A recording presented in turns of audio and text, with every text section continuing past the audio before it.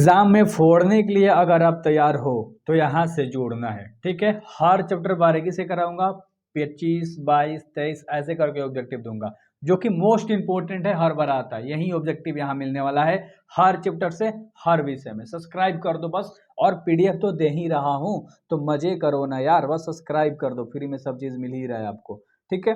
तो ये पहला प्रश्न है, विद्युत चुम्बकीय तरंग की प्रकृति होती है, विद्युत चुम्बकीय तरंग की प्रकृति अनुप्रस्थ होती है। ऑप्शन नंबर ए आपका सही हो जाएगा, ऑप्शन नंबर ए आपका सही हो जाएगा, ठीक है। दूसरा सवाल है आपका, निम्नलिखित में से महत्तम वेदन क्षमता होती है, वेदन क्षमता सबसे ज्यादा किसकी होती है, तो वाई किरणें की, ठीक ना। किरणें दे सकता है या किरणें ऐसे भी दे सकता है, तो बार बार कंफ्यूज मत होना, ठीक है, अच्छे से करना है। निम्नलिखित में से सबसे अधिक तरंग धार किसमें होता है, ठीक है, तो यहाँ पर आपको दे रखा है, ठीक है। तीसरा का ऑप्शन क्या होगा, माइक्रो तरंग, ठीक ना, तरंग धार्य होता है सबसे ज्यादा माइक्रो तरंग की, ठीक है। अगला सवाल जो कि है 4 नंबर का, अल्फा किरणें की तरह होता है, तो अल्फा किरणें की तरह क्या होता है, ठीक ना, अल्फा किरणें की तरह क्या होता है, तो 4 का ऑप्शन नंबर क्या होगा, एक्स किरणें, ठीक है, एक्स किरणें, ठीक है। अगला सवाल जो कि 5 नंबर का है, एक्स किरणें के तरंग दैर्घ्य का क्रम है, तो क्रम आपको बताना है, तो ए, ठीक ना, ठीक है। कोई याद देखो यार, अच्छे तरीके से जब चीजें करोगे ना तो मजा आएगी, ठीक है, और जब मजा आ जाएगी ना भाई तो चीजें में बवाल हो जाएगा। डिस्क्रिप्शन में लिंक है व्हाट्सएप ग्रुप का, वहां पर ज्वाइन हो जाओ, सब्सक्राइब करो, दोस्तों को बताओ कि पीडीएफ मिलता है, ऑब्जेक्टिव सब्जेक्टिव सब चीज इंपॉर्टेंट क्वेश्चन मिलता है इस तरह से। बस 10,000 सब्सक्राइबर कंप्लीट करा दो, एग्जाम तक आपको बवाल कर दूंगा, सब चीज दे दूंगा। निम्न में से किसका उपयोग पौधा घरों में होता है, तो पौधा घरों में पूछ रहा है कि इसका इस्तेमाल होता है, तो अवरक्त किरणों का, अवरक्त किरणों का, ऑप्शन नंबर डी आपका सही हो जाएगा। 7 नंबर का सवाल है, निम्न में से कौन सा विद्युत चुंबकीय तरंग नहीं है, तो इनमें आपको बताना है, ठीक ना, विद्युत चुंबकीय तरंग नहीं है क्वेश्चन पूछ रहा है, तो 7 का ऑप्शन नंबर सी हो जाएगा, ध्वनि तरंग, ठीक ना, ध्वनि तरंग, ठीक है मेरे भाई। अगला सवाल जो कि 8 नंबर का सवाल है, बहुमूल्य नागों की पहचान में कौन सहायक होता है, बहुमूल्य नागों की पहचान में एक्स किरणें, ठीक ना, एक्स किरणें, ऑप्शन नंबर सी आपका सही हो जाएगा। 9 नंबर का सवाल है, विद्युत चुंबकीय तरंग में विद्युतीय और चुंबकीय क्षेत्रों के बीच, है ना, कलांतर होता है, तो 9 का ऑप्शन नंबर तुम्हारा क्या हो जाएगा, 0, शून्य होता है, ठीक है, ऑप्शन नंबर ए आपका सही हो जाएगा। 10 नंबर का सवाल है, किसके द्रव्यमान माध्यम से विद्युत चुंबकीय तरंग की चाल निर्भर नहीं करती है, तो 10 का ऑप्शन नंबर सी, इसकी तीव्रता पर, ऑप्शन नंबर सी हो जाएगा। क्वेश्चन सुनो, आंसर सुनो और 2-3 बार बोल दो, सुनते सुनते याद हो जाएगा।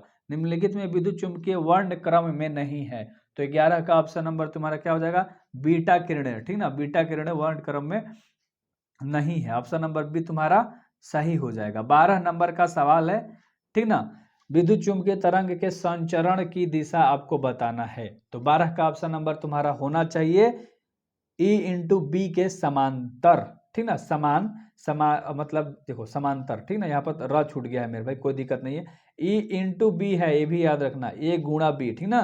13 नंबर का आपका सवाल है, ठीक है, विद्युत चुंबकीय तरंग विक्षेपित हो सकती है, तो किससे, विद्युत और चुंबकीय क्षेत्र द्वारा, विद्युतीय और चुंबकीय क्षेत्र द्वारा, ऑप्शन नंबर सी, विद्युतीय और चुंबकीय क्षेत्र के द्वारा। 14 नंबर का सवाल है, त्वरित आवेश उत्पन्न करता है क्या, त्वरित आवेश क्या उत्पन्न करता है, देखो यार इंपॉर्टेंट क्वेश्चन है, विद्युत चुंबकीय तरंग, एक ही ऑप्शन मैंने दे रखा है क्योंकि आपको रटना है इस सवाल को, ठीक ना, बहुत इंपॉर्टेंट सवाल था।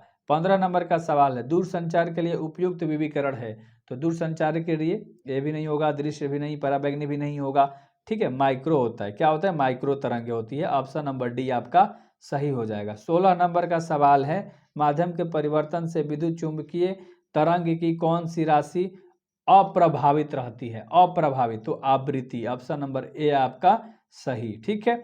अगला सवाल, कौन सी तरंगे तापीय प्रभाव उत्पन्न करती हैं, तो तापीय प्रभाव उत्पन्न करती हैं और रक्त, और रक्त, ऑप्शन नंबर बी, और रक्त याद रख लेना, ठीक है। अगला, गामा की ने परमाणु के किस की जानकारी देते हैं, ठीक ना, तो गामा किरणें जो होती है ना परमाणु के देते हैं, ठीक है, तो आपको बताना है अच्छे तरीके से। 18 का ऑप्शन नंबर तुम्हारा क्या होगा, इलेक्ट्रॉन की, ठीक है, किसकी, इलेक्ट्रॉन की जानकारी देती है। 19 नंबर का सवाल है आपका, निर्वात एवं संचरित विद्युत चुंबकीय तरंगों के लिए ई नॉट बटा में ई नॉट का मान होता है, तो मान पूछ रहा है, ये क्वेश्चन इंपॉर्टेंट हो जाता है आपके बोर्ड एग्जामिनेशन के लिए। 3 × 10⁸ मीटर पर सेकेंड, 3 × 8 10⁸ मीटर पर सेकेंड, ऑप्शन नंबर ए आपका सही हो जाएगा। बी नंबर का सवाल है, विस्थापन धारा का मात्रक होता है। विस्थापन धारा का मात्रक क्या होता है मेरे भाई? एम्पियर होता है, एम्पियर। ऑप्शन नंबर ए तुम्हारा सही हो जाएगा, ए फॉर एम्पियर भी होगा। ठीक है, अगला सवाल, निम्नलिखित में से किसकी तरंग की लंबाई न्यूनतम होती है? ठीक है, तरंग की लंबाई पूछ रहा है कि न्यूनतम होती है, तो गामा रे की। किसकी? गामा रे की। ऑप्शन नंबर सी होगा तुम्हारा। ठीक है, 22 नंबर का सवाल है, सबसे ज्यादा आवृत्ति होती है, सबसे ज्यादा आवृत्ति किसकी होती है? गामा, अल्फा बीटा गामा, तो गामा किरणें की होती है। ऑप्शन नंबर ए तुम्हारा सही होगा, ऑप्शन नंबर ए तुम्हारा सही होगा। अभी तक सब्सक्राइब नहीं किया है, शेयर नहीं किया है, सब कर दो। विद्युत चुम्बकीय तरंगों की उत्पत्ति किनके द्वारा की जाती है, यानी किनके द्वारा होती है? ठीक है, तो एक त्वरित आवेश के द्वारा, एक त्वरित आवेश के द्वारा। एंड लास्ट, सॉरी, एक और है, विद्युत चुम्बकीय तरंग का संचारण। ठीक है, तो देखो, विद्युतीय क्षेत्र के लंबवत और विद्युतीय क्षेत्र के चुंबकीय क्षेत्र, विद्युतीय और चुंबकीय दोनों, तो मैं कहोगे ऑप्शन नंबर तुम्हारा सी सही होगा। सी ऑप्शन नंबर सही होगा, ऑप्शन नंबर सी। ठीक है, और लास्ट क्वेश्चन तुम्हारा है कि जल को कीटाणु रहित करने के लिए उपयुक्त होता है, तो जल को कीटाणु रहित करने के लिए पैराबैंगनी विकिरण उपयुक्त होता है। ऑप्शन नंबर बी तुम्हारा सही हो जाएगा। तो मैंने काफी कम समय में कराया ना। सब्सक्राइब करो, लाइक करो, शेयर करो, पीडीएफ लेने के लिए सब्सक्राइब करो, दोस्तों को बताओ इस चैनल के बारे में, एंड 10 के फॉलोअर कराओ भाई।